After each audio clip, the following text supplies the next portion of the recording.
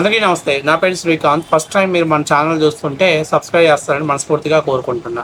ఇక విషయంలోకి వెళ్తే మీ అందరూ తెలుసు, ఈరోజు జగన్మోహన్ రెడ్డి గారికి తాడేపల్లి ప్యాలెస్ నుంచి బయటికి రావడానికి ఒక అవకాశం దొరికింది. అదేంటయ్యా అంటే, జగన్మోహన్ రెడ్డి గారు ఈరోజు సీదిరి అప్పలరాజు కుటుంబాన్ని ఓదార్చడం కోసం అని చెప్పేసి ఆయన ఈరోజు విశాఖలో అంటే గన్నవరం నుంచి విశాఖ వరకు ఫ్లైట్లో వెళ్ళి అక్కడి నుంచి రోడ్డు మార్గంలో శ్రీకాకుళంలో ఏదైతే సీదిరి అప్పలరాజు ఇంటికి చేరుకోబోతున్నారు.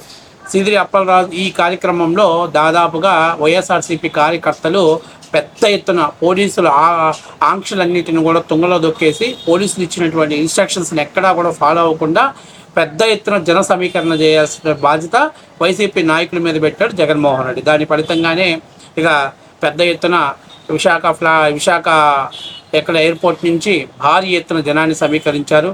అక్కడ జగన్మోహన్ రెడ్డి గారు జిందాబాద్ సీఎం జగన్ జగన్ అని స్లోగాలు ఇప్పించారు.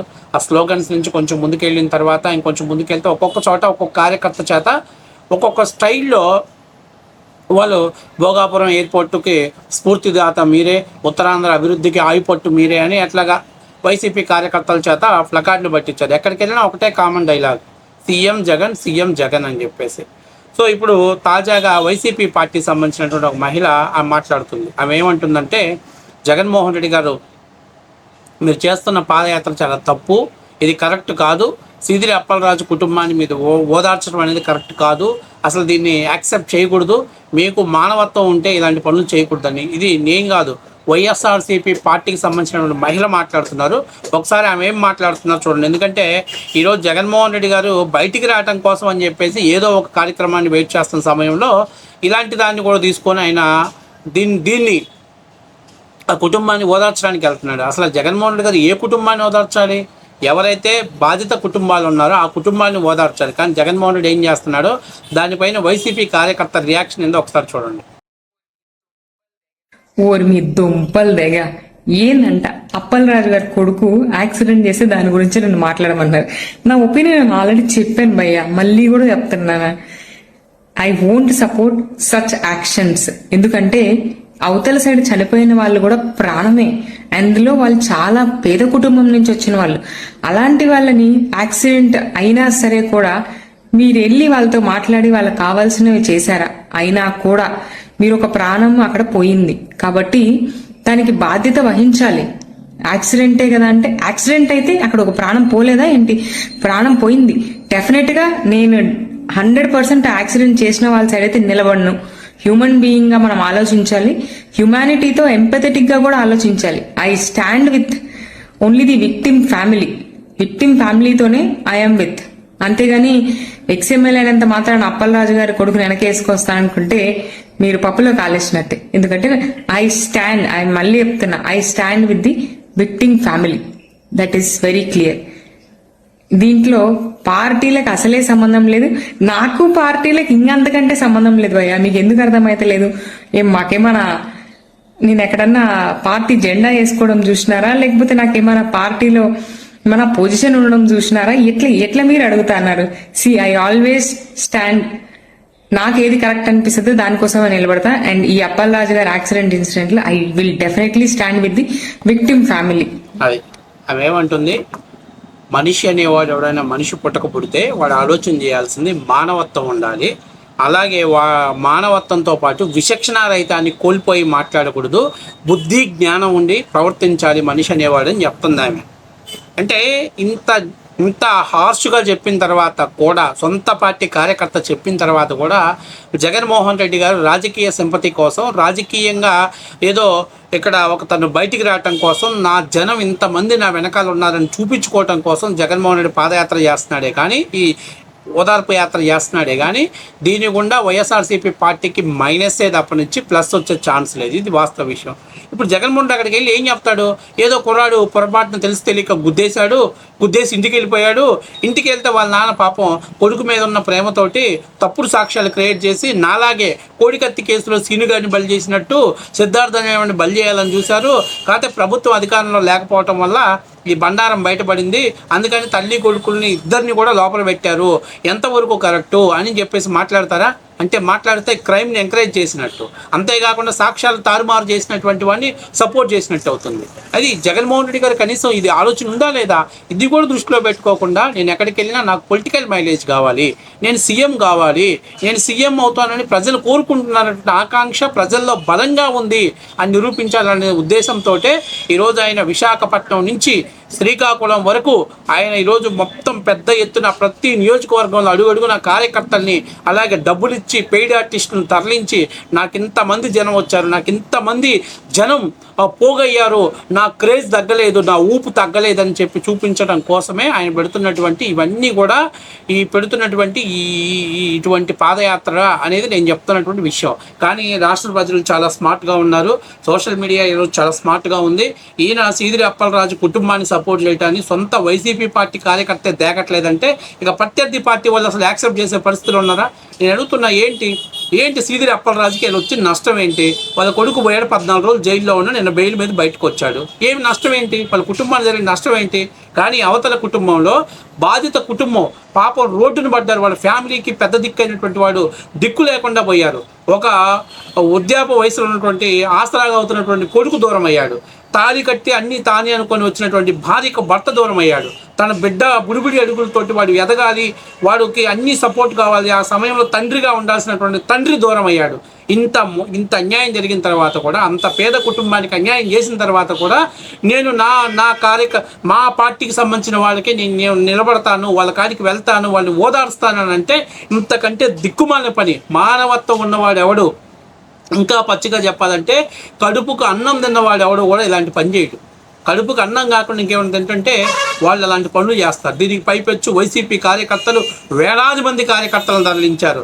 అలాగే ఈ పేటీఎం కూలీలందరినీ డబ్బులు ఇచ్చి కూలీగోళ్ళని కూడా తీసుకొచ్చి ఆయనకి టాటాలు చెప్పటం, విషెస్ చెప్పటం, జై జగన్ అనటం, సీఎం జగన్ అనటం, ఇలాంటి నినాదులు తీస్తున్నారు.